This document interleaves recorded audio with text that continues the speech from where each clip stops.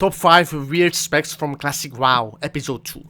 It's Meta Goblin again. Meta. Alright guys, my name is Meta Goblin, and today we're going to be looking at 5 more very weird specs from Classic WoW. Okay. As always, when I make these videos, you guys leave some really interesting comments about very weird builds that I didn't even know about, so this video is essentially influenced. I just want to see Spellpower Hunter in this one. If you're gonna include that one, then I can see that you included the most weirdest ones. By the comments section, so I really appreciate that, guys. And if you want to see more content like this, then please subscribe to the channel. I've noticed a lot of people are complaining how I'm asking for people to subscribe to the channel. The reason why I'm doing it, guys, is because it really does help out with the whole algorithm and everything, which YouTubers are just totally slaves to, otherwise we don't get views. You know, uploading 8 to 12 minute videos and all those kind of tricks and everything like that. And at the end of the day, every other YouTuber is talking about Raid Shadow Legends or Squarespace for about 2 minutes before the video starts, and all I'm asking is for a subscriber, which takes me about 10 seconds. Anyway, I've had my rant. I apologise if I come across a little bit salty. Let's just jump into the video. So first... No problem. If you enjoy the videos, please just subscribe to the channel that you are watching. That's why I'm encouraging at the end of my each video. Just if I'm reacting to something, please just show the love to the creator because he really deserves it. First of all, we have the Melee Spellpower Hunter, which sounds totally crazy, but this build was influenced by somebody in a comment. Bro, he gotta watch my video or something. I was telling him this thing the whole time, the last episode.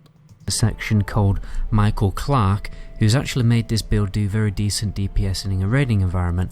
I also found a Reddit post, which I'll probably link in the description too, which explains it in a little bit more detail. So most people are probably familiar with the typical Spellpower Hunter that uses Arcane Shot with the Arcane Shot trinket. However, this build was kind of only really viable in an old vanilla patch before they nerfed that trinket. Luckily, there is another way to make a Spellpower Hunter viable through exploiting the Wing Clip ability. So if you don't already know, Wing Clip, since it's a melee attack, obviously counts as a weapon swing, which means it can cause effects to proc, such as weapon procs like the Ancient Hakari Manslayer or the Alcor's Sunraiser. This means when you're spamming Wing Clip, you're doing practically twice as many melee hits, probably even more, and all these useful proc effects have a greatly increased chance to proc and deal their damage. Furthermore, a Spellpower Hunter will exploit items like Dragon's Breath Chili, which gives you a chance to cause fire damage on melee hits, also scaling with Spellpower, 1-to-1 100% scaling, and Shadow Oil, which essentially does the same thing but scales with a little bit less power. I think it's 52%. You can also take the build even further and get items like the Storm Gauntlets that add nature damage on melee attacks, the Dark Moon card Maelstrom with basically the same effect on a proc, and if you're very lucky, the Blaze Fury medallion that drops from Doom Lord Kazakh. I would like to basically see how the DPS is actually in the competitive environment, because a lot of people are going to do these weird specs, but I just want to see it compared to other DPS classes, you know. Obviously it's not gonna be good as a regular hunter in my opinion, but it might be close. That's why I just don't know if it's totally unviable or a bit viable. The chances of you getting that one probably are fairly slim. Those items don't necessarily scale with spell power, but because you're melee hitting so frequently with obviously your melee swings, dual wielding, and also spamming Wing Clip, the DPS increase is massively worth it. I imagine you would also enchant both weapons of fiery weapons, since that is entirely based on weapon swings, but I can't find any information about what the, enchants are actually used for this build. But it's just a weird spec in general, just a weird spec. When it comes to the talents, you speak deep into Beast Mastery to optimize the DPS of your Wind Serpent, and then you dip a toe into the survival talents to increase the damage of Raptor Strike and your traps. You will actually make use of your traps, even though they don't scale with spell power. They are actually a good DPS increase. It's also optimal to throw in a Serpent Sting, since it scales 100% with spell power, but also only if you're actually allowed the debuff slot by your raid leader. And most of the time you are just going to be spamming a low rank Wing Clip with Raptor Strike. Preferably you'll be grouped with a Paladin as well for Judgment of Wisdom mana regeneration. So overall a very unique and interesting build. Next we have the Fire Paladin build. This build was brought to light by a YouTuber named Ted J, you should check out after this video. This build also exploits items like the previous build, in this case the Flame Wrath polearm that drops from Ambassador Flamelash. This item has a proc chance to envelop the caster with a fire shield for 15 seconds that will shoot fire damage to all nearby enemies, very similar to a Sapper charge, but the total damage dealt scales with 100% of your spell power and will continue to reflect damage for 15 seconds. The proc itself has a 35% chance to proc, but the total damage is also dynamic. So the second it procs, you can use all manner of spell power increasing items, whether it's potions, trinkets, or even just equipping some spell power weapons immediately after. Ted J managed to get the damage up to 400 per tick. 400 damage reflected per tick, so that's... Okay, so you are going to be in melee hitting, so you get the shield, and then you're gonna be swapping to a healing weapon so you can heal yourself. Okay, an interesting theory. It's obviously pretty ridiculous, and as you can imagine, this is a very useful build in PvP and also has some really good potential for AoE solo gold farming. For number 3 we have the Elemental Flurry spec, a hybrid raiding and PvP spec, or rather a trick of all trades spec that takes advantage of both melee and ranged combat.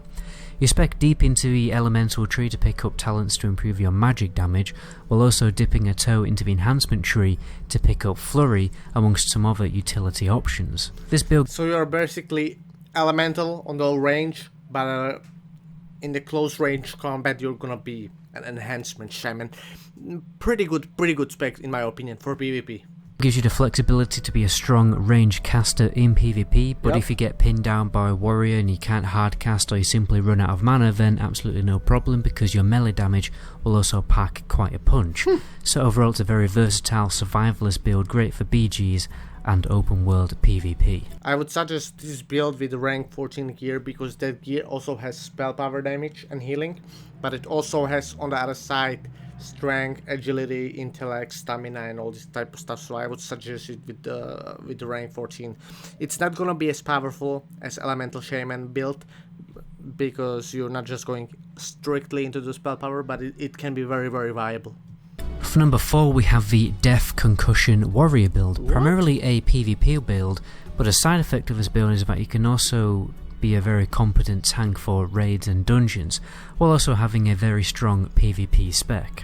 The build specs deep into the protection tree and the fury tree to pick up both of the key talents Concussive Blow and Death Wish. Concussive Blow is a mean 5-second stun, usually only available to tanks in a PvE setting, which obviously has its uses, particularly when you can use Death Wish simultaneously to kill somebody within that stun. You also get the opportunity to pick up some really good utility options in the protection tree that most warriors don't normally have access to, such as Iron Will, which gives you 15% stun and charm resist, Last Stand, which is obviously pretty ridiculous, Improved Disarm. Okay, so you have the Concussive Blow, which is a long stun, you have Death Wish, which is increase your DPS by 20%, but at the same time you are very tanky. What I would do personally in this build is that I would equip a lot of just like a regular Fury gear with one hand and shield. In that case you got more defense because you are spec more into the defense tree, but on the other side you have a lot of DPS as well, even though you are having one hand and the shield, and actually you can be kind of viable in PvP. A very interesting choice. And you will even have enough talents left over to go over to the arms tree to pick up Tactical Mastery. Lastly, we have the POM Mage, or the 3-minute Mage. This is a build that combines a Presence of Mind ability, which causes your next spell to be an instant cast on a 3-minute cooldown, with a Pyroblast ability, an extremely high damaging spell with a very long cast time.